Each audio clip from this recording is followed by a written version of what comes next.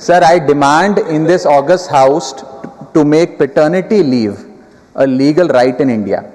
Sir, हमारे देश में जब बच्चे का जन्म होता है तो बधाइयां माँ बाप दोनों को मिलती हैं, लेकिन जिम्मेदारी पूरी तरीके से माँ यानी कि मदर के हिस्से में डाल दी जाती है और हमारा सिस्टम केवल मैटरनिटी लीव को मान्यता देता है, रिकॉग्नाइज करता है। ये एक सोसाइटल फेलियर है जिसे हमारे लॉज रीइंफोर्स कर रहे हैं। सर, कानून समाज का आईना होता है और जब कानून में फादर यानी पिता की केयर गिविंग रिस्पॉन्सिबिलिटीज को मान्यता नहीं दी जाती है तो हम इंस्टीट्यूशनली ये संदेश दे रहे हैं कि पेरेंटिंग केवल मां की जिम्मेदारी, it is only and only the mother's job. मैं ये मांग करता हूं कि पैटर्निटी लीव को लीगल राइट के रूप में मान्यता दी जाए। केयर गिविंग सिर्फ मां की जिम्मेदारी नहीं मानकर जेंडर डिवाइड को और गहरा नहीं किया जाना चाहिए।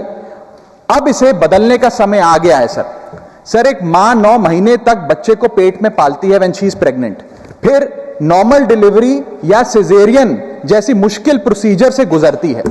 उसे मेडिकल केयर, दवाइयों के साथ साथ अपने हस्बैंड की फिजिकल, मेंटल और इमोशनल सपोर्ट की भी जरूरत होती है।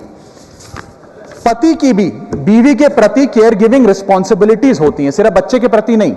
और ऐसे समय में हस्बैंड की प्रेजेंस कोई लग्जरी नहीं सर, बल्कि एक नेसेसिटी है। आज केवल सेंट्रल गवर्नमेंट एम्प्लॉइज को ही 15 दिन का पैटर्निटी लीव मिलता है, जबकि प्राइवेट सेक्टर में यह राइट या अधिकार है ही नहीं।